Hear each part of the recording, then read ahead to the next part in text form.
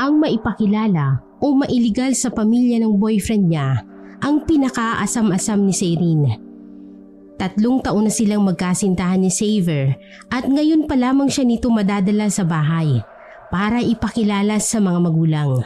Kung kaya't excited na excited siya. Matagal niya nang sinasabihan ng boyfriend niya na ipakilala siya nito. Palaging ang sagot nito ay darating din tayo dyan. Nawawala na siya ng pag-asa. Kung minsan nga ay iniisip niya na baka hindi siya nito mahal kaya ayaw siyang ipakilala. At ngayon ngang dumating na ang panahon na pinakahihintay niya ay hindi niya maitago ang pagkasabik niya. 9:00 ang alis nila pero 6:00 pa lang ay nakagayak na siya. Hindi niya maitago ang saya at excitement sa kanyang mukha. Love, bagay ba sa akin to? O kaya eto na lang? O kaya siguro mas okay sa akin yung pink? Ay, parang yellow na lang. Hoy, love, bumangon ka nga riyan. Tulungan mo akong pumili ng damit ko. Ang aga-aga pa, Zay. Mamaya na yan, please. Saver naman eh. Bahala ka nga dyan. Fine. Let me see your dress. Anong mas bagay? Pink or yellow? Mas bagay sa yung pink. Mas lalo kang gumaganda. I know, right? Teka, magme-makeup na ako. Ikaw, tumayo ka na riyan at maligo ka na. Babiyahe pa tayo. Why so excited, love? Kasi nga, first time ko to. Ayokong malate sa usapan. Baka mabudget ako sa parents mo. Magugustuhan ka nila, Zay. For sure yan. Fine. Pero maligo ka na ha. Dalian mo na. Nagpalambing pa muna ang boyfriend niya sa kanya bago ito kumilos. Halos 1 oras din bago ito sumunod sa utos niyang maligo na. Ang ending, nagmamadali itong magbihis para makaalis na sila. Habang nasa biyahe, ay hindi alam ni Sayrine ang kanyang nararamdaman. Kinakabahan at nai-excite na masaya. Hindi na siya mapakali, lalo na nang huminto ang sinasakyan nilang kotse sa isang luma pero malaking bahay. Maayos yun. Halatang napapanatili ang ganda. Ito na ba yung bahay niyo? Yes. Naghihintay na sila papa sa loob. Nandyan din ba yung 2 mong kapatid na babae? Oo. Umuwi sila para makilala ka. Kinakabahan ako. Paano kung ayawan nila ako? Hindi yan, love. For sure. Magugustuhan ka nila. Pumasok ng magkasintahan sa loob ng bahay. Kitang-kita ang kagandahan noon sa loob. Sa pagkainan diretso ang dalawa. Doon ay naghihintay ang pamilya ng lalaki. Makikita sa mukha nila ang pagkasabik na makita ang dalaga, ang matagal ng nobya ng kanilang anak. Nang makita ni Sayrine ang pamilya ng nobyo, ay may kakaiba siyang naramdaman. Nakita niyang nagtitinginan ng mga ito na para bang may lihim na mensahe na sila lang ang nakakaalam. Parang may nagpapahiwatig ng hindi niya alam na dahilan. Tumingin si Sayrine sa nobyo niya at nakita niyang mariin itong tingin sa ama. Para bang may pinag-uusapan sa mga utak nila na sila lang ang nakakaintindi. Napatingin din si Sayrine sa 2 kapatid na babae. Matalim ang tingin ng mga ito. Pero nang makitang nakatingin siya ay biglang nagbago ang tingin at lumambot ang titig sa kanya. Hindi niya alam, ngunit hindi siya mapalagay sa bahay na yun. Gusto niya nang umuwi, pero nahihiya siya. Naiisip niya na baka first impression niya lang yun.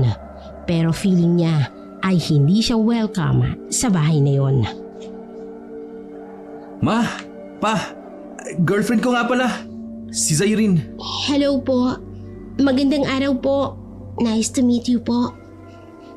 Magandang araw din sa iyo, Iha. Napakaganda at mukhang napakabait mo ngang bata. Gaya ng kwento ng anak ko, ha? Ay, salamat po. Halika, maupo na kayo at kumain. Ito nga pala ang 2 ko pang anak. Si Cyril at si Zaira. Magkakasundo kayo, panigurado. Naku, ang gaganda naman po nila. Sana nga po makasundo ko. Ngumiti lamang ang 2 kapatid ng binata. sina Cyril at Syra. Hindi na rin naman nagpumilit pang magbukas ng usapan si Cyrene sa dalawa dahil ayaw niyang magmukhang trying hard sa harap ng mga ito. Nagsimula ng pagkain ng lahat.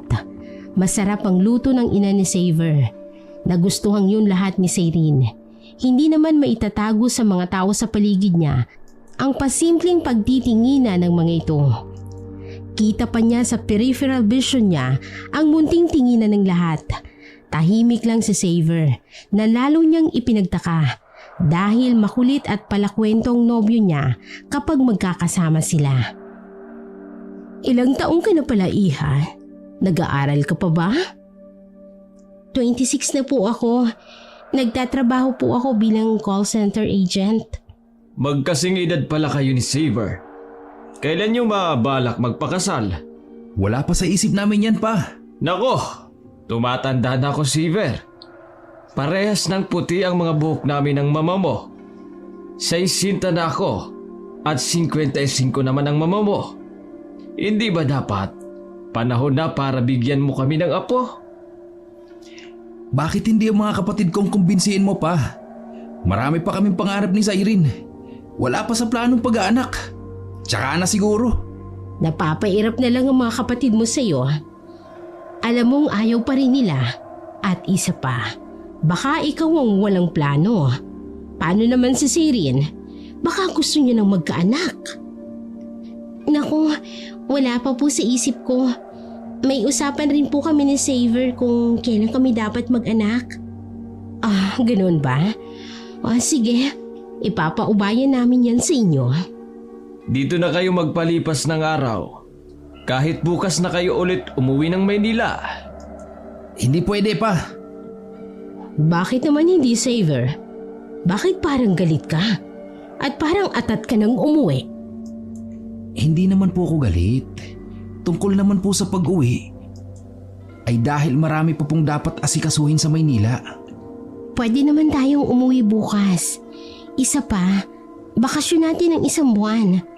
Kung iniisip mo ang La Union trip natin, pwede namang i-adjust yun. Hindi pwede, Cyrene. Uwi na tayo maya-maya. Bakit ba nagmamadali kang umuwi, Xavier? Ngayon ka na nga lang nakauwi dito ulit. Pasensya na pa. Alam niyo naman ang dahilan. Nagtitigan ang mag-ama at tila may tensyon doon. Hindi alam ni Cyrene kung bakit atat nang umuwi ang boyfriend niya. Maayos naman ang ipinakita sa kanya ng pamilya nito, kaya wala naman siyang dapat na ikabahala. Isa pa, baka gusto rin talaga ng pamilya ng nobyo niya na makasama pa ang anak nito. Sino ba naman siya para humindi? Pero ang boyfriend mismo ni Cyrene ang may ayaw na magstay sila doon. Inisip na lang ni Cyrene na baka pagod si Xavier dahil sa mahabang biyahe at gusto nitong magpahinga. Na siyang totoo nga dahil nagaya itong tumuloy muna sa kwarto nito.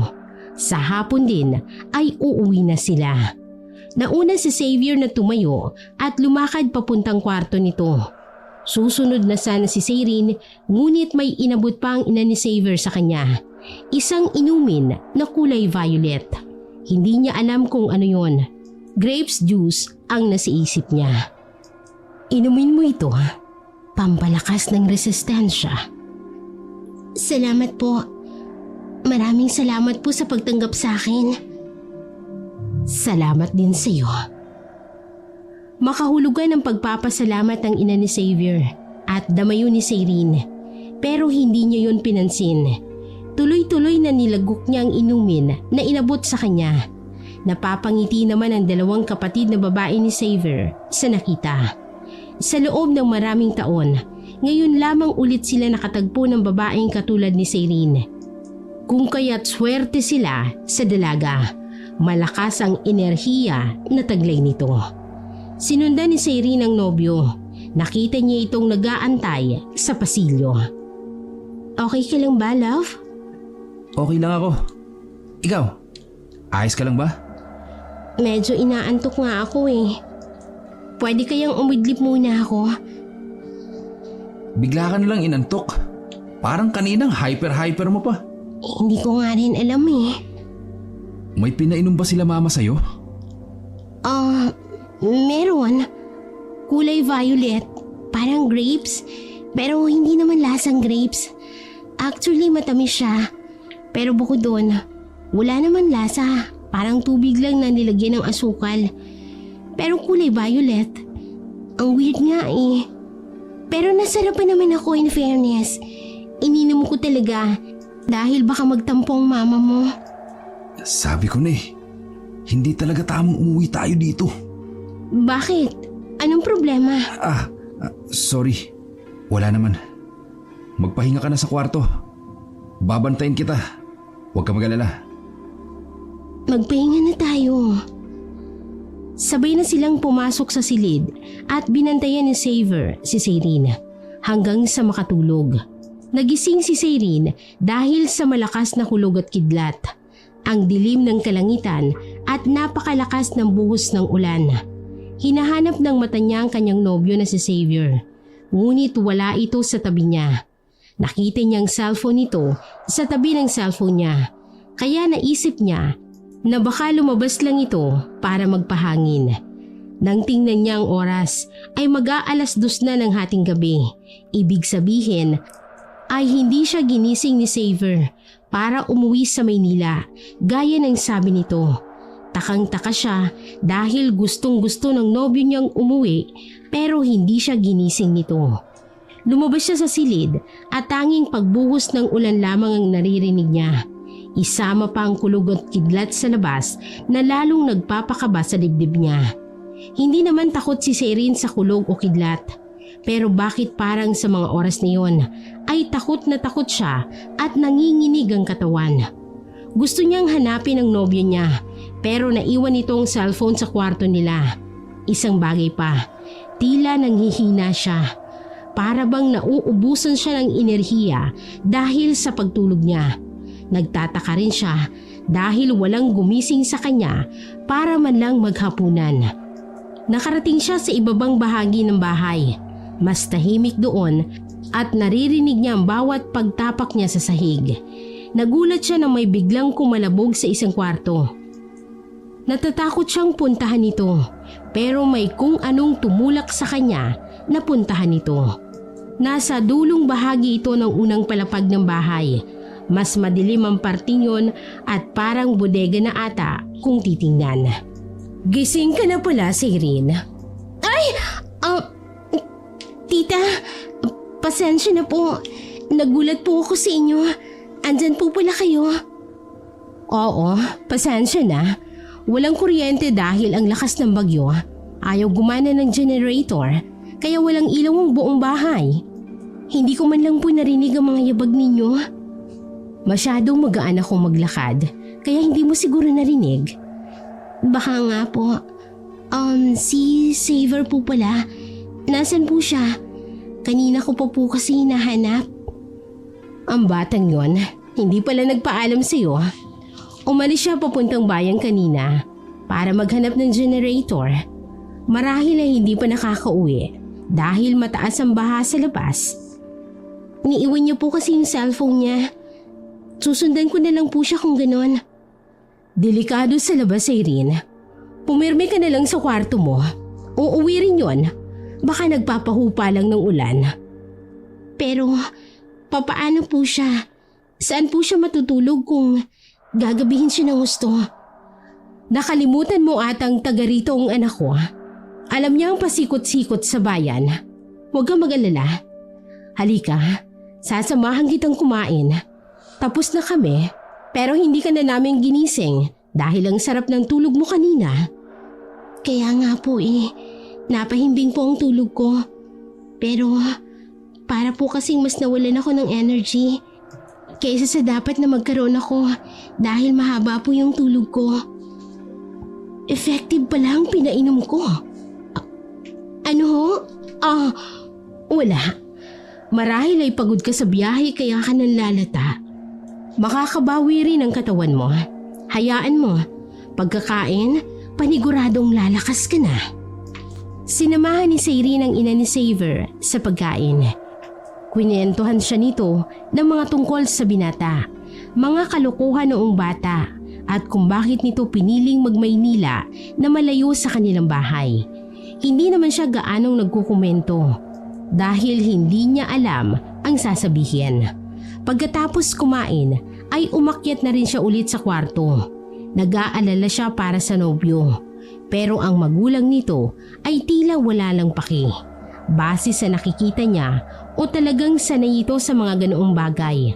Malakas pa rin ang ulan at tiyak na baka nga bumabaha na sa labas. Mahirap na ngang bumiyahe, lalo't baha. Iniisip niya kung dala ba ni Xavier ang sasakyan dahil kung hindi ay pwede niya itong sunduin. Dala po ba ni Xavier yung sasakyan namin? Oo iha, dala niya ito. Bakit? Pwede ko po sana siyang sunduin kung hindi niya po dala. Dala niya yon. Huwag mo na siyang alalahanin. Magpahinga ka na. Kailangan mo ng lakas. Sige po. Pwede po bang gisingin niyo ako kapag dumating na po siya? Oo naman. Teka. Inumin mo ito para magkalakas ka. Ito po ba yung pinainom niyo sa akin kaninang umaga? Oo, mabisa yan. Halamang gamot ito dito sa probinsya namin at dito lang yan matatagpuan. Ganun po ba? Sige po, iinumin ko po mamaya. Hindi pwede. Po? Ang ibig kong sabihin, mas maganda kung inumin mo na ngayon para bumalik na agad ang lakas mo. Okay po. Sige po, tita. Ininom lahat ni Sayri ang ibinibigay ng ina ni Xavier. Hindi siya nagdalawang isip na gawin yon dahil wala naman siyang iniisip na hindi maganda. Matapos niyang inumin lahat ay napangiti naman ang ina ng lalaki. Naging tagumpay kumbaga. Pumasok na siya sa silid ng boyfriend niya. Nag-aalala pa rin siya dahil wala pa ito. Habang nag-iisip ay nakaramdam siya ng pagkaantok. Nagtataka siya dahil sa pagkahaba-haba ng tulog niya, pagkatapos ay inaantok na naman siya. Pinigilan niyang antukin dahil ayaw pa niyang makatulog. Pero kusang bumabagsak ang kanyang mga mata. Dahil bago pa siya pumikit ay may 4 na figura siyang nakitang pumasok sa kwarto. Hindi na kilala ni Sayrin kung sino mga ito dahil tuluyan na siyang napapikit. Nagising si Sayrin ay 12:00 na ng tanghali. Madilim pa rin sa labas at malakas pa rin ang buhos ng ulan. Sobrang nanghihina ang katawan niya sa hindi niya maipaliwanag na dahilan. Tila ba lahat ng enerhiya na meron siya ay nauubos nang hindi niya namamalayan. Pumasok siya sa banyo ng kwarto at napatingin siya sa salamin. Nagulat siya sa nakita niya dahil sa biglaang pagpayat ng katawan niya. Oh my God! Anong nangyayari sa akin? Bakit ganito? Bakit sobrang payat ko? Gising ka na pala, Sayrin. Kayo po pala. Nakakagulat naman po kayo. Pasensya na. Nag-aalala ako nang hindi kita makita sa higaan mo. Halika, sumabay ka na sa aming kumain ng tanghalian. Wala pa rin po ba si Xavier? Wala pa rin, pero huwag kang mag-alala. Paano pong hindi ako mag-aalala? Wala pa rin po dito ang boyfriend ko.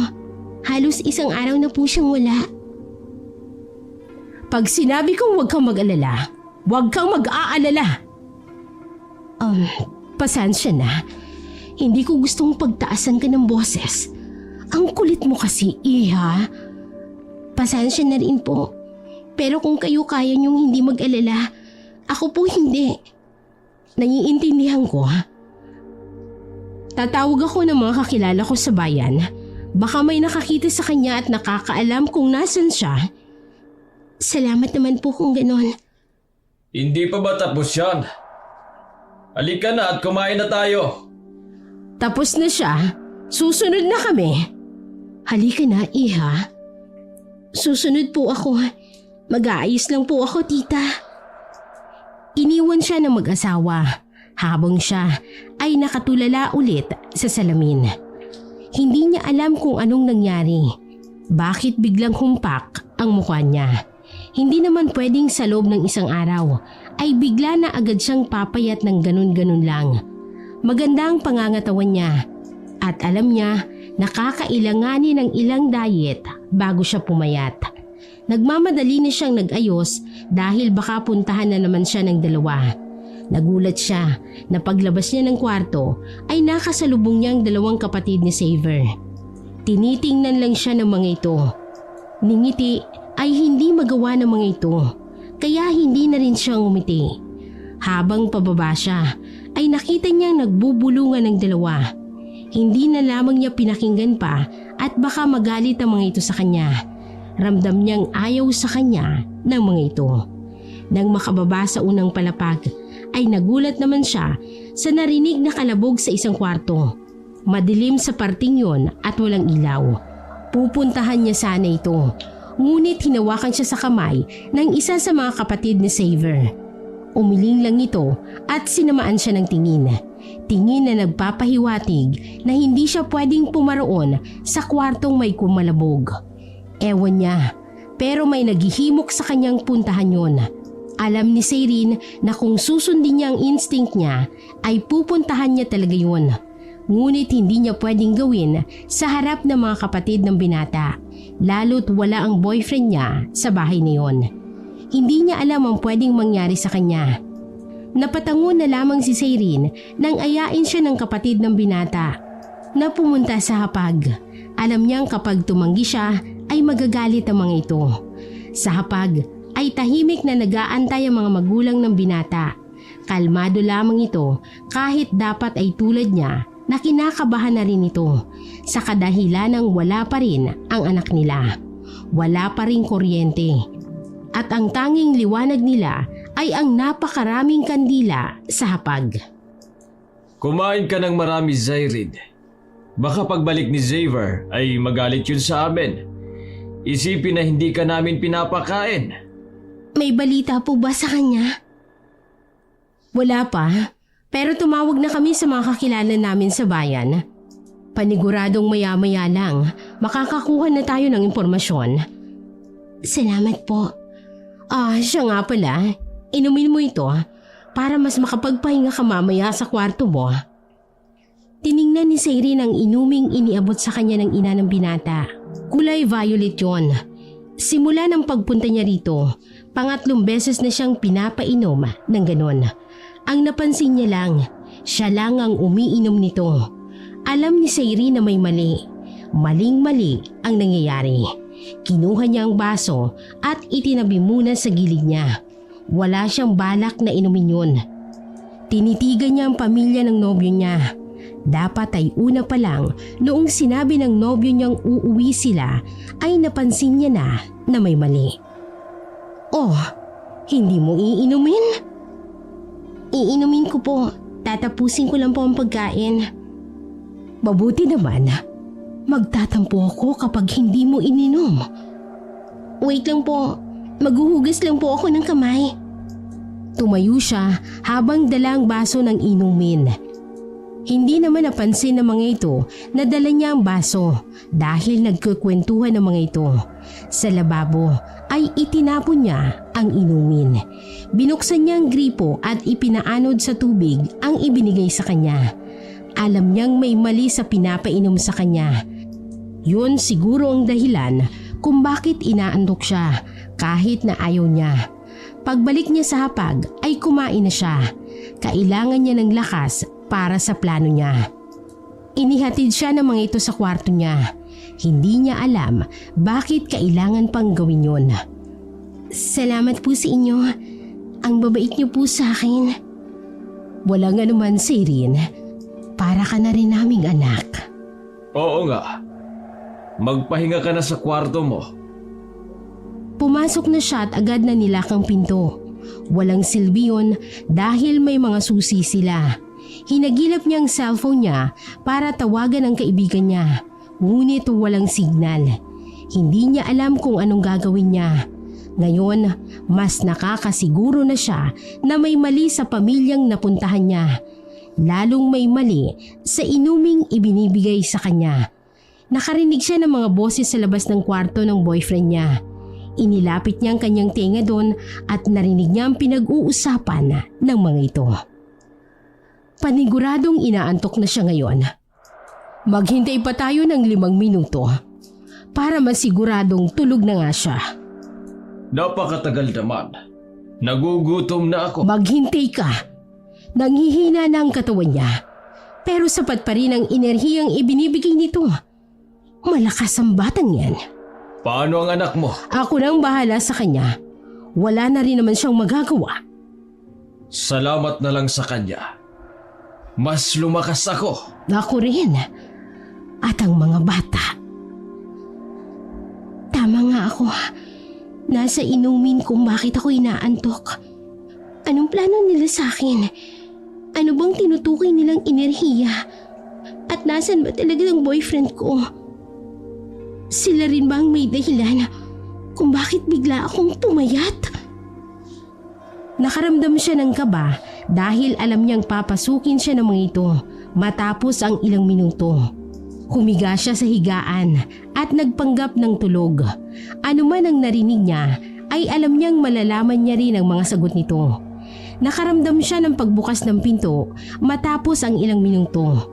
May lumapit sa kanya pero hindi niya alam kung sino. Nakiramdam lang siya habang nagpapanggap na tulog. Binuhat siya na sa tingin niya ay ama ni Xavier. Halos pigilan ni Sayri ang paghinga niya. Lumakad ang nagbubuhat sa kanya at naramdaman nitong lumabas sila ng kwarto. Umakyat ito sa hagdan at may pinagdalhan sa kanyang ibang kwarto. Puno yun ng mga kandilang nagsisilbing ilaw sa buong kwarto. Ibinaba siya sa matigas na bagay na hindi niya alam.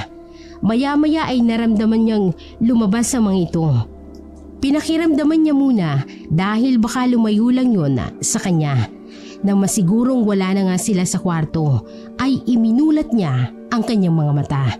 Nagimbal siya sa kanyang mga nakita. Ano itong pinagdala nila sa akin? May mga buto ng mga tao. Ang mga litrato. Kuha ito habang nakapalibot sila sa taong nakahiga. Tulad ko, nandito rin sila sa gitna. Anong kalukuhan ito? Nakapagtataka lang. Dahil sa lahat ng larawan na nandito, isa lang nakasama sa Xavier. Ex niya ba to?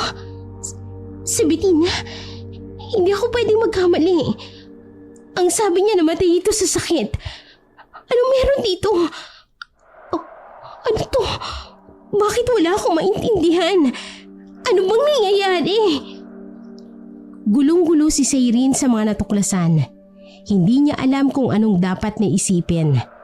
Tatayo pa sana siya para tingnan ng maigi ang mga gamit sa kwartong yon nang makarinig siya ng yabag. Humiga ulit siya at nagtulog-tulugan. Hindi nila maaaring makitang gising siya, lalo't hindi niya alam ang dahilan kung bakit siya nandun. Hindi niya rin alam kung anong klaseng tao ba sila o kung tao nga ba sila.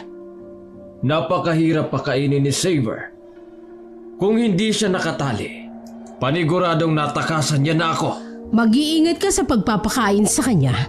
O kung gusto mo, ako na magpapakain sa susunod. Hindi na. Mas delikado kung ikaw ang magpapakain. Kumusta naman ang anak mo? Galit na galit siya. Pero wala naman siyang magagawa. Malapit na tayong matapos. Huli na siya. Iayos na mga gagamitin para sa orasyon. Magsisimula na tayo. 2 orasyon na lang. Mapapasa atin na ang lahat ng lakas niya. Babata na ulit tayong tingnan. Halos hindi huminga si Sayrin sa mga narinig niya. Sa isip-isip niya ay nagpaplano na siya kung paano makakatakas sa mga ito. 4 sila at mag-isa lang siya. Kung tatakas siya ngayon ay paniguradong walang silberin. At kung tama ang narinig niya, nandito lang ang boyfriend niya. Nakatago lang ito. Hindi niya alam kung anong klaseng pamilya na meron ito. Nagsimula na ang ritual o orasyon ng pamilya ng boyfriend ni Sayrin. May narinig siyang iba't ibang lingwahe na hindi niya alam. Nag-umpisa na siyang matakot para sa sarili niya dahil baka katapusan niya na. Natatakot siya para sa boyfriend niyang hindi alam kung nasan ba. Ganon na lamang ang pagkagulat ni Sayrine nang maramdaman niyang tila umaangat siya. Nararamdaman niya rin ang tila enerhiyang lumalabas sa katawan niya.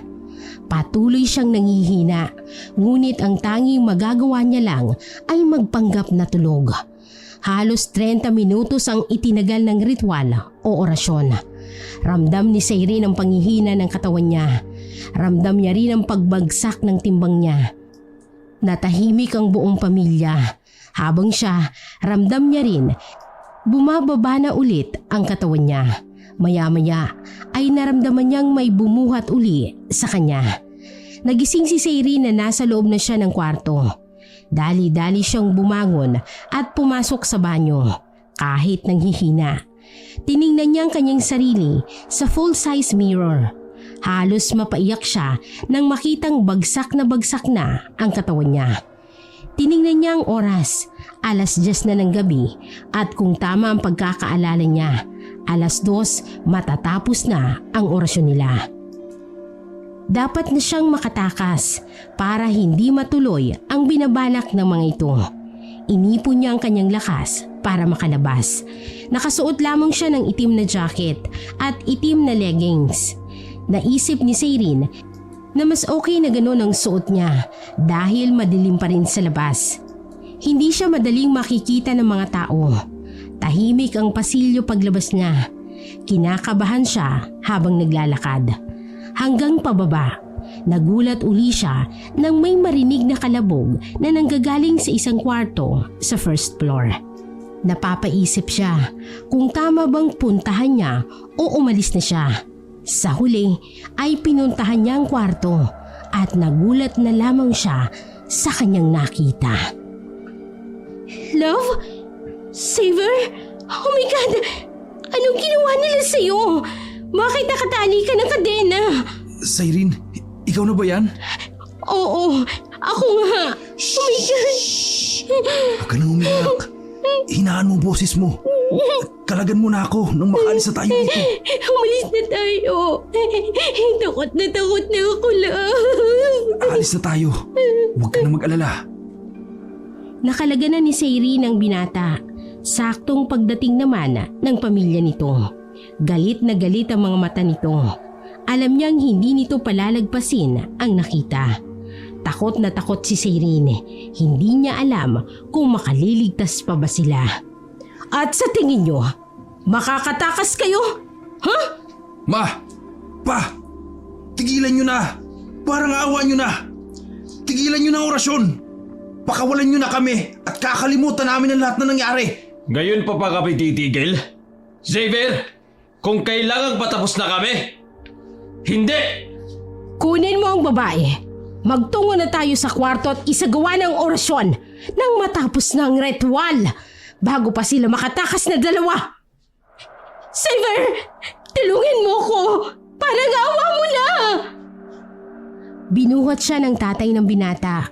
Wala na siyang sapat na lakas para magpumiglas. Ang boyfriend niya naman ay muling iginapos. Iyak din ang iyak at nagmamakaawa sa pamilya ang kanyang nobyo. Alam ni Sayrine na maaaring ito na ang katapusan niya. Napapadasal na lamang si Sayrine na sana'y magmilagro para sa kanilang dalawa. Dinala siya ng magulang ng binata sa kwartong pinagdalhan sa kanya nung una. Puno ng kandila ang buong paligid. Takot na takot siya at walang tigil ang pag-iyak niya. Asan ang dalawang babae mong anak? Yan na pala si Cyril. Asan si Syra? Susunod na lang ba? Umpisahan na natin ang ritual. Huwag na nating hintayin pa si Syra. Mas maganda kung kumpleto tayo. Hindi na pwedeng patagalin pa.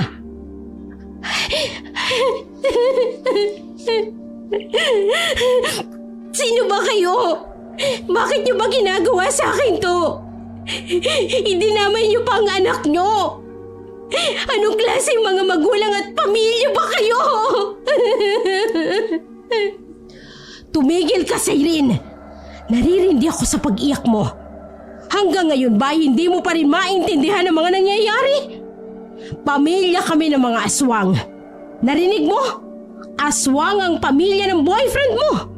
Ngunit hindi katulad ng ibang aswang na kumakain ng tao. Enerhiya ang kinukuha namin sa mga babaeng kagaya mo. Kagaya mong malakas ang aura, may malakas ding enerhiya. Kailangan namin ang enerhiya mo para manatili kami sa mundong ito. Tanga nga lang si Xavier dahil kinalimutan niya ang pamilyang ito matapos mawala ni Bettina. Hindi nga namin alam at inakalang babalik pa siya. Sino bang mag-aakalang parang ibinigay ka niya na rin sa amin? Ipinain kumbaga. Pero hindi namin katulad si Xavier. Dahil hindi niya tinanggap ang pagiging aswang. Kung kaya't wala siyang buhay na walang hanggan.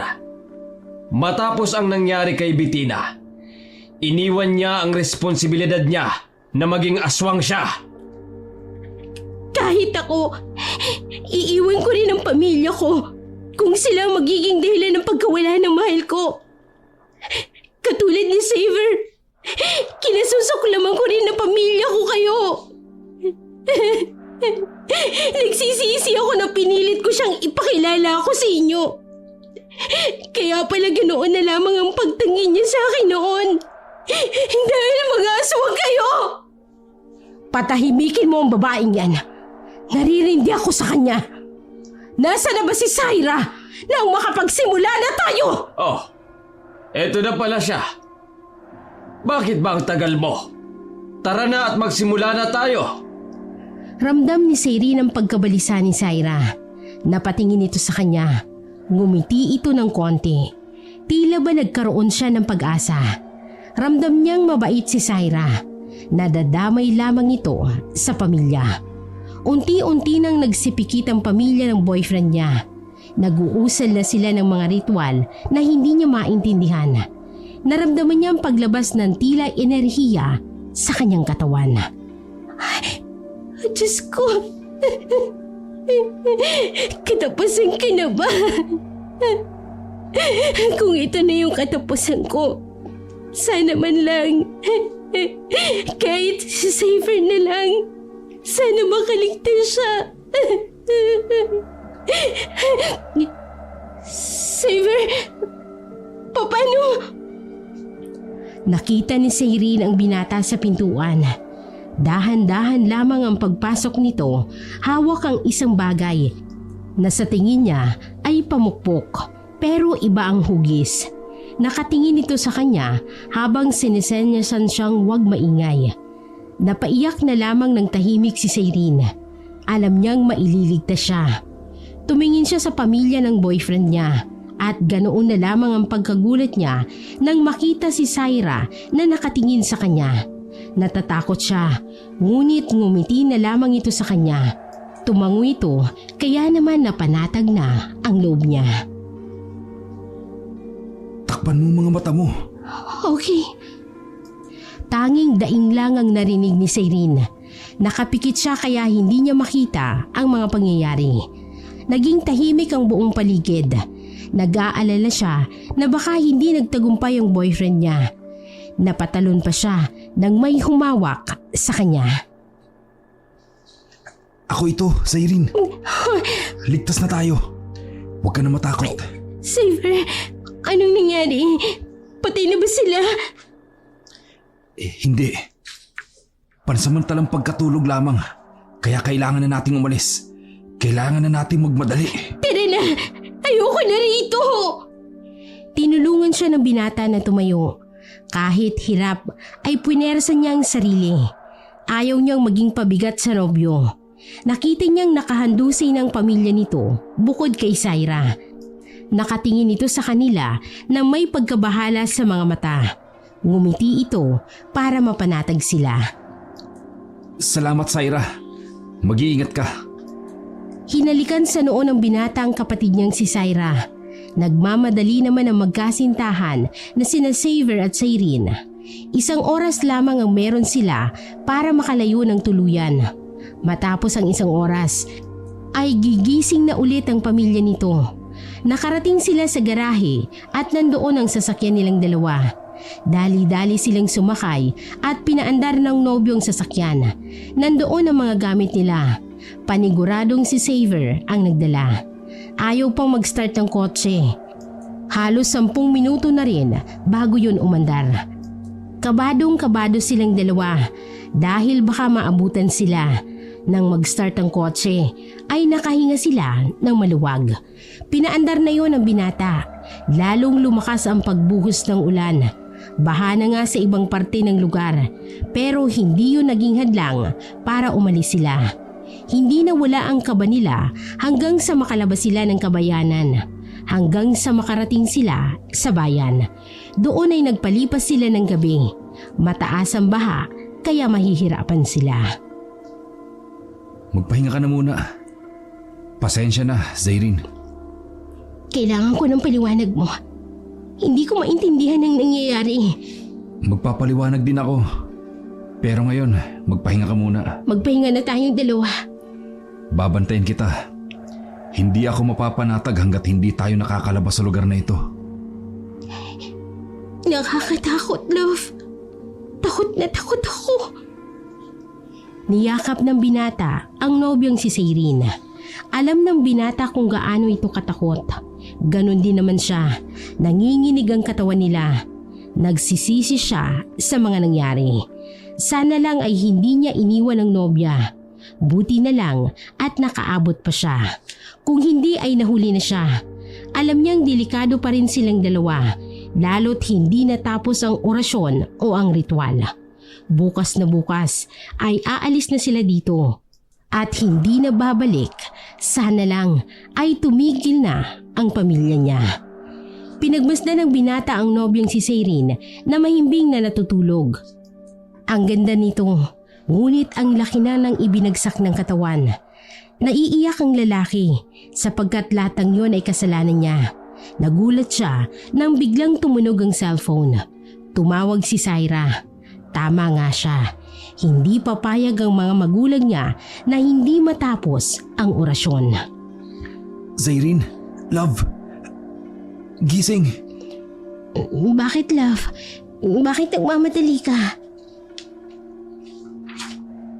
Kailangan na nating umalis. Tumawag si Syra at papunta na dito sa bayan ng pamilya ko. Kailangan na nating umalis ngayon din. Ano? Nasundan ba tayo? Hindi pa. Pero kung magtatagal tayo, panigurado mahahanap tayo. Kaya tara na. Nagmamadali ang dalawa sa pagbaba sa hagdan. Hindi pa rin nababawi ni Zairin ang lakas niya. Nanlalata pa rin siya. Pero ayaw naman ni Zairin na maging pabigat sa nobyo. Pababa na sila ng unang palapag nang makita nilang pagpasok ng ama ng binata. Dali-dali silang nagtago. Diretso sa reception area ang ama nito. Tila may tinatanong. Paniguradong pangalan nilang dalawang tinatanong dahil may ibinigay na papel ang nasa reception area. Pumanhik ang pamilya nito. Kitang-kita niya ang mga pasa sa katawan ni Syra.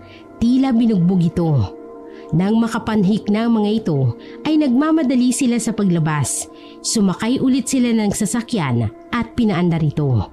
Mabilis ang patakbo ng sasakyan ng binata, para bang nakikipagkarera. Kailangan niyang bilisan dahil panigurado kapag bumagal sila ay mayayari silang dalawa ng kanyang nobya. Nakahinga lamang siya ng maluwag nang nakalabas na sila ng kabihasnan. Nasa daan patungong Maynila na. Hindi na sila nasundan pa. Hinawakan ng binata ang kamay ni Zairin. Alam niya kung gaano katroma ang dalaga sa mga nangyari. Nakarating sila sa kanilang bahay. 7:00 na ng umaga. Tumila na rin ang ulan, ngunit baha pa rin. Pareho silang pagod na dalawa pero hindi makatulog. Nakahiga lamang sila at nakatingin na nakatulala sa kawalan. Love, kailangan ko ang paliwanag mo. Zairin, hindi ko alam kung paano sisimulan. Simulan mo sa kung ano kayo. Kung anong pamilya meron ka, na dapat una palang sinabi mo na sa akin. Bakit mo inilihim? Patawarin mo ako, Zairin. Hindi ko gustong itago sa'yo kung ano ako o ang pamilya ko. Natakot lang ako na iwanan mo ako. Magpaliwanag ka. Kailangan ko yan. Hindi ordinaryong pamilya ko. Nagsimula yan sa lola ko sa side ni Papa. Aswang ang pamilya ni Lola. Napangasawa niya si Lolo. Kalaunan ay sinali ni Lola ang birtud kay Lolo upang maging ganap itong aswang. Nag-iisang anak lang si Papa. Kaya kailangan niya makapangasawa na tanggap ang pagiging aswang niya upang lumaki ang lahi nila. Napangasawa niya si Mama. Doon ay nagkaroon ng ritual ng pagsasali ng birtud. Hindi katulad ng ibang aswang na kumakain ng laman ng tao o bata. Ang pamilya ko ay humihigop ng enerhiya upang mas lumakas at tumagal ang buhay. Ang lolo at lola ay buhay pa hanggang ngayon. Ngunit nasa malayong lugar kung saan mas namumuhay sila ng payapa. Tuwing 4 na taon, kailangan ng katawan nila na magkaroon o makahigop ng enerhiya galing sa mga babaeng mataas ang enerhiyang binibigay. Makikita iyon sa aura ng mga babae. Exactly 4 years ago nang mamatay si Bettina. 4 na beses na hinigop ang enerhiya niya. Bumagsak ang katawan niya na naging sanhi ng pagkamatay niya. Wala akong nagawa noon. Kaya sising-sisi ako sa nangyari. Kitang-kita ng mga mata ko ang paghingi ng tulong ni Bettina. At wala akong naitulong. Wala akong nagawa. Hindi ko siya nailigtas. Pero hindi ka naman aswang, di ba? Hindi. Hindi ko tinanggap ang birtud. Hanggang ngayon ay dinadalaw pa rin ako ni Bettina sa panaginip ko. Sising-sisi ako sa Irene. Mas lalo kong sisisihin ang sarili ko kung pati ikaw ay mawala sa akin. Bakit hindi mo sinabi? Dahil natakot ako na baka hindi mo ako tanggapin. Baka mag-iba ang tingin mo sa akin. Ilan ang napatay nila? Marami na. Kung hindi ako dumating sa gitna ng ritual, baka nawala ka na rin sa akin. Paano ka nila naitago? Hinampas ako ng papa ko para makatulog. Tinali at kinulong nila ako dun sa silid kung saan mo ako nakita. Tatakas na sana ako noong nakita kita. Pero narinig ko yung ingay galing sa silid na tuwing magigising ako, ay lagi kong naririnig yun. Buti sinunod ko ang instinct ko. Paano ko ba nakalaya? Nakalagan mo ko, Zairine. Hindi nga lang ganun kaluwag kaya kinailangan ko pa rin ang tulong ni Zaira. Siya ang tumulong sa akin. Siya ang tumulong sa atin. Bakit? Bakit niya tayo tinulungan? Nawalan si Zaira ng kaibigan at girlfriend dahil din kina mama at papa. Wala siyang nagawa. Ngunit ngayon, ginawa niya ang alam niyang tama. Siya rin ang tumawag sa atin nung nasa hotel tayo. Para sabihing hinahanap tayo sa buong lungsod ng pamilya ko. Masyadong makapangyarihan sila. Malaki ang koneksyon sa buong lalawigan. Mayaman ang pamilya ni Papa at ganun din ang pamilya ni Mama. Mayor pa ang kapatid kong si Cyril. Pero nakita ko, puro sugat si Zaira. Paniguradong sinaktan na siya ni Papa. Nalaman na ng mga yon ang ginawa niyang pakikipagsabuatan sa atin. Sana maging okay lang siya. Huwag kang mag-alala. Kaya ni Zaira ang sarili niya. Sabihin mo sa kanya, nagpapasalamat ako. I will. Magpahinga ka muna. Kailangan bumalik ang lakas mo. Nang masiguro ng binata na mahimbing na ang tulog ng dalaga, ay tinawagan niyang kapatid na si Zaira. Nakikibalita siya sa mga nangyayari.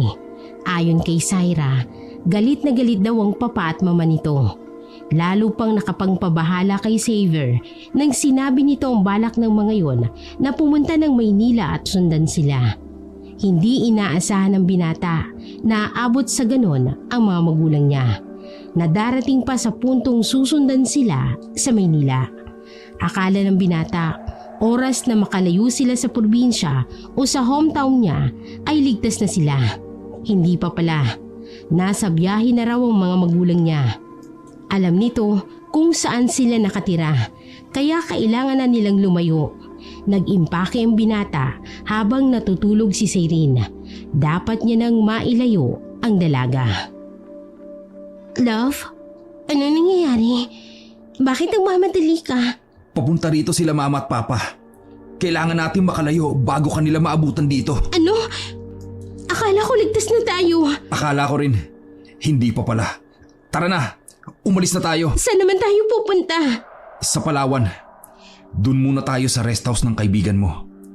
Andun na sila, naghihintay sa atin. Ang sabi ko, tsaka na tayo magpapaliwanag. Sige, tutulungan na kita mag-impake. Hello, Syra? Ha? Kahit saan man kami pumunta? Kung ganon, ano nang dapat namin gawin? Sige. Salamat, Syra. Babalitaan kita. Ano yun? Sinabi sa akin ni Syra na kahit saan tayo magpunta, mahahanap tayo dahil namarkahan ka na nila. Maaamoy at maaamoy nila kung nasaan tayo tutungo. Ano? Paano yan? May tinuro sa akin si Syra. Gagawin natin yan paglapag natin sa Palawan. Ngayon, kailangan na muna natin makaalis. Habang nasa biyahe sila, papunta ng Palawan, ay nagdarasal sa isip si Cyrene. Gusto niyang matapos na ang lahat ng ito. Pagod na siyang tumakbo. Lalong pagod na rin siyang mag-isip ng mga susunod na mangyayari. Nanghihina na siya. Hiling lang ni Cyrene na hindi bumagsak ang katawan niya. Nakatulog si Cyrene habang nasa biyahe. Nagising na lamang siya nang tumigil ang sinasakyan nila. Malawak na dagat ang unang nabungaran ng mga mata ni Cyrene. May malaking puting bahay. Luma yun pero napapanatili ang ganda. Sa labas ay may babaeng nakatayo. Si Lalaine, ang kanyang kaibigan na pinsan ni Xavier sa mama nito. Napapaisip tuloy si Cyrene kung alam ba ni Lalaine na aswang ang pamilya ng kanyang nobyo. Buti nakarating kayo ng maayos. Tara na sa loob. Kumusta ka, Cyrene? Nangihina pa siya, Lalaine. Pumasok muna tayo sa bahay mo. Tara! Safe ka dito, Cyrene. Ano itong mga nakasabit na to? Para saan to? Para maging ligtas ka. Hindi ka nalang masusundan o mapapasok dahil pananggalang yan sa aswang. Paano ka nagkaroon yan? Aswang ang pamilya ko, Cyrene. Tulad ni Saber, ako lang ang naiiba. Gusto ko ng tahimik na buhay, kaya kailangan ko yan. Ligtas ka rito. Ligtas ka sa amin, Cyrene. Salamat, Lalaine. Hindi pa siya ligtas totally. Dahil namarkahan siya nila mama. Kailangan matanggal ang marka ng aswang sa kanya para hindi siya masundan pa nila mama. Grabe. Hindi ko ine-expect na aabot sila tita sa ganito. Sobra na ang ginagawa nila. Dapat nang matigil yan. Kahit ako, Lalaine, sobrang galit ko ngayon sa kanila. Pumasok ng 3 sa bahay ni Lalaine. Puno yun ng mga bagay na magiging pananggalang nila sa aswang. Hindi sila mapapasok basta't nasa loob sila noon. Kaya lang paniguradong masusundan pa rin sila dahil hindi pa rin nawawala ang marka sa likod ni Cyrene. Kung kaya't inumpisahan na ng binata ang ritual para matanggal ang marka sa likod ni Cyrene. Pinaupo si Cyrene sa gitna ng iginuhit na bilog, kung saan sa paligid ng bilog ay mayroong mga kandila na nakapalibot. May hawak na parang Biblia si Xavier, pero naglalaman yon ng mga mahihiwagang salita na tanging ang mga pamilya lang ng aswang o ang mga aswang lang ang nakakaalam. Si Lalaine naman ay may hawak na mahabang rosaryo. Ipinalibot niya yon sa katawan ni Cyrene. Aray! Bakit parang nasusunog ang balat ko, Lalaine? Pasensya na, Cyrene. Pero kailangan ko ilagay ang mga bagay na yan. Para rin yan sa'yo. Magtiwala ka sa amin, love. Para to sa'yo. May tiwala ako sa inyo. Umpisahan nyo na. Nag-umpisa na nga ang binata. May mga binabanggit itong kataga na hindi alam ni Cyrene. Sinasabayan din ito ni Lalaine. Alam niyang orasyon ng mga yon. Nararamdaman niyang lalong umiinit ang pinalibot sa kanyang tila rosaryo. Napapasigaw na lamang si Zairine sa sakit. Tuloy pa rin naman ang pagsasalita ng binata at nila Lane. Halos mawala ng malay si Zairine sa sakit na nararamdaman niya. Mas napalakas ang sigaw niya na tila may lumabas sa kanyang enerhiya na nanggagaling sa likod niya. Sinilip niya yon at ngayon niya lang napansin ang sugat na nakamarka doon. Yun siguro ang sinasabi nilang minarka sa kanya ng pamilya ng binata. Parang may lumalabas doon na hindi niya alam kung ano hanggang sa mawalan na lamang siya ng malay. Gising ka na pala, Zairine. Kumusta ang pakiramdam mo? Nangihina pa rin ako. Sinong nagpalit ng aking damit? Ako ang nagpalit ng damit mo. Teka. Tatawagin ko si Saber para kumuha ng makakain mo. Ito, Zairine. Kumain ka muna para magkaroon ka ng lakas. Okay na ba? Natanggal ba ang marka, love? Oo. Ang sakit o sugat na nararamdaman mo sa likod mo yung marka na tinanggal namin sa'yo. Para saan ba ang markang yun? Tanda yun na ikaw ang target nila. Sa oras na mamarkahan ka, susundan ka nila kung saan ka man magpunta. Hanggang di natatapos ang orasyon, mismong ang marka nyo ng kakain sa buong katawan mo hanggang maging buto ka na lang. Kung ganoon, ang mga buto na nasa loob ng kwarto na pinagdalan sa akin ng papa mo ay buto ng mga babaeng inaswang nila, love?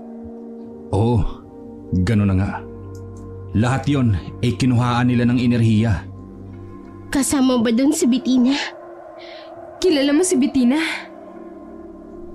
Nabanggit ko sa kanya si Bettina, Lalaine. Kababataan ni Lalaine si Bettina, Zairine. Huwag kang mag-alala, Lalaine. Alam ni Zairine na naging nobya ko si Bettina. At oo, isa si Bettina sa mga buto na nandun. Bakit sinabi mong namatay siya sa sakit? Dahil hindi ko maipagtapat sa'yo kung ano talaga kami. O kung ano talaga ang pamilya ko. Maaaring iwan mo ko lalo ngayon.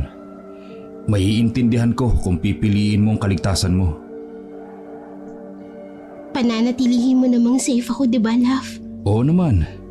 Ganon kita kamahal, Zairine. Ano ba yan? Naiinggit ako. Ay, huwag kayong mag-alala. Safe kayo sa bahay ko. At hindi na sila makakasunod sa inyo. Pagkatapos kumain ni Zairine, ay pinagpahinga uli siya ng dalawa, ni Saver at Lalaine, habang ang dalawa ay nag-uusap sa dining tungkol sa mga nangyari. Tumawag sa binata si Zaira at ibinalita dito ang nangyari. Nakakasiguro na siyang ligtas na ang kanyang mag-ina. Ang sabi sa akin ni Zaira, hanggang sa bahay lang sa Maynila umabot sila, mama. Pagkatapos, hindi na nila naamoy pa ang marka ni Zairine. Grabe. Buti na lang talaga at bumait yung kapatid mong si Zaira. Kung hindi talaga natin alam kung anong gagawin natin. Kaya nga laking pasalamat ko rin kay Zaira. Ngayon, okay na si Zairine. Kailangan niya na lang ulit makabawi ng lakas. Alam na ba niya na nagdadalang tao siya? Hindi pa. Kaya malakas din ang kapit sa kanya ng marka dahil sa batang dinadala niya. Kaya rin sigurong gustong-gusto siya nila tita dahil hindi lang isang enerhiya kundi dalawang nasa sa kanya. Buntis ako? Zairine, gising ka na pala. Anong sinasabi niyong buntis ako? Maiwan ko na muna kayo. Si Saver ang dapat na magpaliwanag sa'yo ng mga pangyayari. Anong dapat mong ipaliwanag, love? Hindi ipaliwanag. Sabihin siguro oo. Buntis ka, Zairine. Kaya mas lalong gusto kang makuha nila mama dahil sa batang dinadala mo. Paano mo nalaman? Si Zaira ang nagsabi sa akin. Naamoy niya ang bata sa sinapupunan mo. Kung ganun, mas lalong delikado kaming dalawa. Mabango ang mga bata sa aswang, hindi ba? Oo, pero huwag ka na mag-alala. Dahil okay na, ligtas ka na. Ligtas na kayo. Gulat pa rin si Zairine sa mga nalaman niya. Hindi niya alam na buntis pala siya. Kung nagkataon, 2 buhay pa ang kukunin sa kanila. Buhay niya at ang buhay ng anak niya. Napahawak na lamang siya sa sinapupunan niya. Iniisip ni Sairi na mga dapat niyang gawin. May takot pa rin sa puso niya na baka balikan sila. Lalo't buntis pala siya. Alam nyo, pwede ako magpupunta ng doktor na titingin sa'yo, Zyrene, sa baby mo, para makasure tayo na okay at ligtas siya. Hindi na. Nakakaabala pa yun sa'yo. Siguro kami na mismo ang pupunta. Ano sa tingin mo, love? Pwede rin. Pero hindi pa sa ngayon. Masyado pang maaga para lumabas. Lalo't wala pang balita si Syra sa akin kung anong plano nila mama. Sa ngayon, dumito muna kayo. Baka ikaw ang madamay, Lalaine. Hindi ako idadamay ni tita. Pag dinamay niya ako, ay sila ng magulang ko ang mag-aaway. Hindi yun gugustuhin ng mama ni Saber. Tama si Lalaine. Malakas na aswang ang mama niya. Pero di tulad ni mama, hindi masama ang mga magulang ni Lalaine. Paano hindi naging masama? Hindi sila kumukuha ng enerhiya sa mga tao. Sa ibang nilalang na nabubuhay o sa patay sila kumukuha. Iba't iba ang paraan ng aswang para mapanatili ang buhay nila. Ganun ba? Ang alam ko lang kasi ay yung nangangain sila ng mga sanggol. Naku, luma na yan. Naging makabago na rin kahit ang mga aswang. Iba-iba na ang paraan nila kung paano mabuhay. Ngayon ko lang nalaman, ang mga aswang pala talaga. Hindi mo mahalatang aswang sila. May mga aswang pa rin namang nag-aanyong hayop. Kagaya noon. Pero may mga aswang din na namumuhay na lang ng simple. Depende pa rin sa'yo. Ang sa pamilya ko ay sa enerhiya ng mga babae. Habang ang pamilya naman nila Lane ay sa mga dugo. Pwede sa hayop o pwede rin silang bumili sa mga ospital. Mas okay na yung ganun. Wala silang masasaktang tao. Bakit hindi nyo itinuloy ang pagiging aswang? Ako? Dahil kay Bettina. Mismong araw na yon ay ang pagsasali ng bertud sa akin. Hindi ko tinanggap dahil sobra akong nagigilty sa mga nangyayari. Ako man ayoko talaga ng ganun. Bata pa lang, mulat na ako sa mga ginagawa ng lolo at lola ko. Sila ang pumapatay talaga ng tao. Pero ngayon, mas payapa na ako. Mas okay ng ganito. Pwede pa rin naman kami maging aswang ulit. Madali lang naman magsali ng bertud kung gugustuhin namin. Pero ako, hindi ko na talaga gusto. Lumipas ang mga araw na malagi ang magkasintahan sa bahay ni Lalaine. Hindi naman yun naging hadlang para sa dalaga. Natutuwa pa nga siya at may kasama siya. Si Sairi naman ay dinadalaw pa rin ang mga nangyari sa panaginip nito. Nahihirapan siyang kalimutan ng lahat dahil sa trauma na nakuha niya. Tama na! Wag ang anak ko! Please! Love! Please! Zyrene! Gising! Tama na! Gising! Itigil niyo na! Wag po! Wag po! Love, gising! Love, natatakot ako. Panaginip lang ang lahat, Zyrene. Panaginip lang. Ligtas ka na. Ligtas na tayo. Ligtas ang baby natin. Paano kung bumalik sila? Paano kung balikan nila tayo? Hindi, love. Akong makakalaban nila. Alam ng binata na maaari nga silang balikan, lalo kapag nanganak na ang dalaga. Pero hindi niya pababayaan ang mag-ina niya. Siya ang makakalaban ng pamilya niya kapag nagkataon. Dahil sa mga trauma na naranasan ni Zyrene ay naging tahimik ito. Madalas gustong mag-isa o kaya sa kwarto. Naiintindihan naman ito ni Lalaine, lalo na ng binata. Kaya't pinabayaan nila ito. Basta masiguro nila ang kaligtasan ng babae. Dumating ang pinakahihintay nila, ang araw ng panganganak ni Zyrene. Madaling araw ito at biglang sumakit ang tiyan niya. Napasigaw siya dahil sa sakit. Ang sakit! Manganak na yata ako, love. Teka, tatawag ako ng doktor. Ako na tatawag. Bantayan mo siya. Isara mo ang veranda, Saber. Hindi narinig ng binata ang inuutos ni Lane na isara ang bintana dahil sa pagkataranta niya. Dahil kay Zyrene na sobrang namimilipit sa sakit. Panay sigaw at nakahawak ito sa tiyan niya. Hindi rin nila napansin na kasabay ng sigaw ni Zyrene ay ang ingay na nanggagaling sa pagaspas ng nilalang na nakamasid sa kanila mula sa labas. Nakabalik na sila Lane at nagalit ito sa binata. Saber! Sinabi kong isara mo ang pinto sa beranda. Hindi ka nakikinig. Ang dami-dami nilang nakapalibot. Nagtawag ka pa talaga.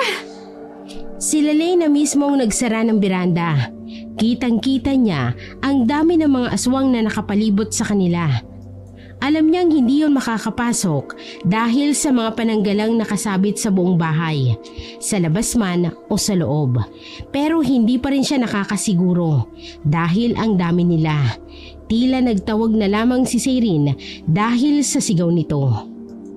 Hindi ko napansin dahil busy ako kay Zyrene. Rico, manganak na ako. Parating na ang doktor. Maya-maya lamang ay dumating na ang doktor. Naging mabilis lang ang pagpapaanak kay Zyrene. Matapos makapanganak ay umalis na rin naman ang doktor. Nakakapagtaka lang at tahimik ang paligid. Hindi ko alam kung napaparanoid lang ba ako. Pero nakakatakot ang katahimikan sa paligid. Ganon din ako. Nagtataka ako sa katahimikan. Para bang may antabay na panganib. Hindi ba ligtas dito? Ligtas kayo dito ng bata. Pero mas maganda na wag tayo pakasigurado. Akin ang bata. Lalagyan ko ng pulang damit para hindi siya maamoy ng mga aswang. Napakarami nila sa paligid. Pero hindi sila makalapit. Tingnan mo, Lane. Para sila nag-uusap. Nagpupulong nga ata sila. Pero hindi sila makakapasok sa bahay ko. Hayaan mo, aalis din ang mga yan. Naingayan lang talaga sila kay Zyrene. Ang anak ko, itabi niyo sa akin. Magpahinga ka, Zyrene. Kailangan ng bata ang lakas mo. 3 buwan ang nakalipas at naging okay naman ang buhay ng mag-asawa. 3 buwan na rin ang anak nila na pinangalanan nilang Atasha. Napaisip na lang ang dalawa na pwede na silang bumalik sa Maynila dahil ayaw nilang abalahin pa sila Lane. Isa pa, kailangan na rin nilang bumalik uli sa trabaho nila. Okay lang naman kung mas matagal pa kayo rito. Hindi na, Lane. Halos 1 taon mahigit na kami rito. Sapat na yun. Oras na siguro para bumalik sa Maynila. Tama si Zyrene, Lane. Sobra ng pang-aabala namin sa'yo. Tsaka huwag kang mag-alala. Alam kong napamahal sa'yo si Atasha. Ipapasyal namin siya dito. O ikaw, pwede kang pumasyal sa amin. Talagang papasyal ako. Mamimiss ko ang baby Atasha na yan. Nakauwi na ng Maynila sina Zyrene at Saver kasama ang anak nila. Nirenovate nila ang bahay upang mas maging malaki ito at magkaroon ng kwarto ang anak nila. Sa tulong nila Lane, nilagyan nila ang buong bahay ng pananggalang sa aswang para mas makasigurado na wala nang ang pupunta pa sa kanila. Mayroon din silang kwintas upang pangtaboy sa aswang. Ganon din ang bata na anak ng dalawa. Nakausap ko na ang boss ko. Papayagan niya ulit akong bumalik sa trabaho. 1 linggo pa nga aantayin, pero mas okay na kaysa wala, di ba? Maghahanap na rin ba ako ng trabaho? Hindi. Kaya ko na to. Bantayin mo na lang ang bata. Mas okay na hands-on ka sa kanya. Siya nga pala, meron naman akong ipon. Pwede nating magamit yun. Pag emergency o kailangan na lang. Meron pa naman tayo ngayon. Mas okay kung itatabi yan para sa future. Lalo na lumalaki na ang anak nating si Atasha. Nag-text nga pala sa akin sila Lane. Pupunta raw siya bukas. Miss na daw si Atasha. Hindi ko siya masisisi. Ako ngang naliligo lang o pupuntang palengke. Namimiss ko na agad ang bata. Paniguradong lalaking magandang anak natin, love. Mana sa'yo eh. Napakaganda nga naman ang nanay ng anak ko. Bulero ka pa rin. Kaya tayo naaaswang eh. Foul ang words ha? Kumusta na pala si Zaira? Wala pa akong balita sa kanya. Tinatry ko siyang tawagan pero cannot be reached. Pag wala pa rin akong kontak matapos ang 1 linggo, uuwi ako mismo. Hindi ba delikado ang pag-uwi mo? Hihingi ako ng agimat o pangontra kay Lalene. Nagsabi na ako, sana lang maalala niya at madala niya. Lalo't pupunta naman pala siya. Iti-text ko siya. At saka aayusin ko nga pala yung hihigaan niya. Makalipas ang 1 taon ay nagpakasal ang dalawa sa West. Tanging si Lalene at Zaira lamang ang inimbitahan nila, kasama ang ibang malalapit na kaibigan.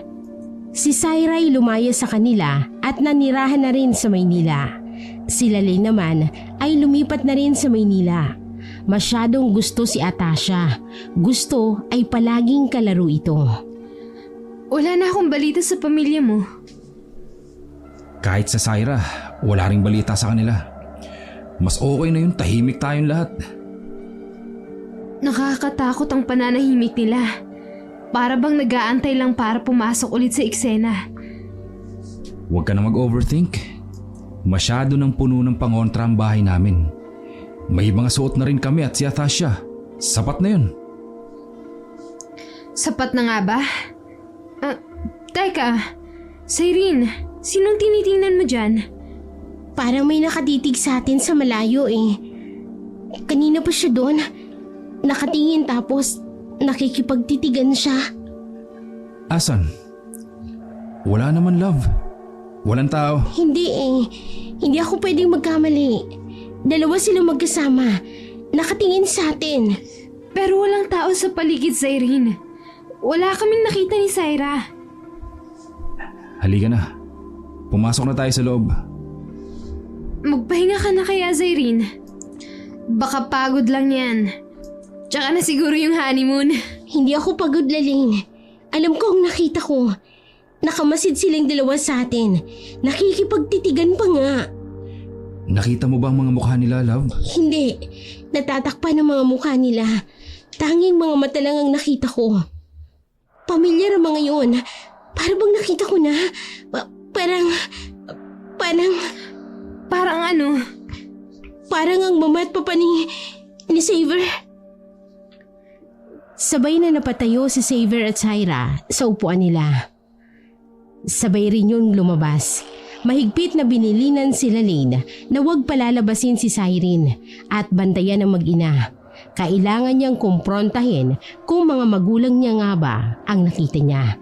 Madilim na sa eskinita na nasa paligid nila.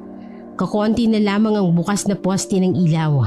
Sabay na inilibot ni Zaira at ni Xavier ang mga mata nila. Naghahanap at hinahanap ang mga magulang nila. Lumabas na kayo! Alam kong andyan kayo. Nakita ko na kayo. Nasa inyo kung lalabas kayo o hindi. Magaling ka pa rin talaga, Xavier. Matalas ang pandama mo. Kumusta? Masaya ba ang buhay mo ngayon? Bakit kailangan nyo pang tanungin at malaman? Matapos ninyong talikuran ng pagiging aswang, pati ang pamilya nyo, tinalikuran ninyo. Gusto ko na ng tahimik na buhay, Mama. Patahimikin nyo na kami ng pamilya ko. Nagsisimula na kami. Wala akong pake. At talagang isinama mo pa si Zaira. Siya ang kusang sumama. At mabuti na ring sumama siya kesa maging kagaya nyo. Eto ang tandaan mo. Lagi lang kaming nakamasid sa inyo. Maaaring hindi mo kami nakikita. Pero kami, nakikita namin kayo. Hindi mo kami maramdaman. Pero bigla na lang kaming susulpot. Walang kahit na anong agimat o pananggalang ang makakapigil sa amin. Kukunin namin ang mag-ina mo. Ito lang ang sasabihin ko. Mag-iingat kayo. Subukan nyo lang na galawin ng mag-ina ko. Magkakamatayan tayo. Umalis sa mga magulang ni Xavier. Nagkatinginan sila ni Zaira. Sa utak nila ay nag-uusap na sila. Pagbalik nilang dalawa sa bahay, ang sinabi lamang nila ay wala silang nakita at baka namamalikmata lang si Zairin upang hindi na matakot ang asawa niya. Alam kasi ng lalaki kung gaano katromang idinulot nito sa asawa niya. Sigurado kayo na wala talaga? Oo, 2 kami naghanap ni Syra. Wala kami nakita. Pagod lang yan, love. Magpahinga na tayo sa kwarto. Baka nga. Sige, dala na. Pasasamahan muna kita kay Syra. Magliligpit lang ako. Sige, tara na, Syra. Nakita mo sila? Oo. Huwag mo na lang babanggitin kay Zairin para hindi na siya matakot. Nagbanta sila. Pero hindi ako papayag na mangyari yun. Simula ng araw na yon ay mas dumoble pa ang pag-iingat nila. Doble na rin ang mga pananggalang meron sila. Doble na rin ang bisa ng mga agimat na suot nila. Hiling lamang nila ay kaligtasan ng pamilya niya. Lumipas ang 5 taon. Tahimik na ang buhay nila. Lumaki si Atasha na puno ng pagmamahal mula sa mga taong nasa paligid niya. Tahimik na rin tungkol sa mga aswang. Tahimik na ito sa ngayon.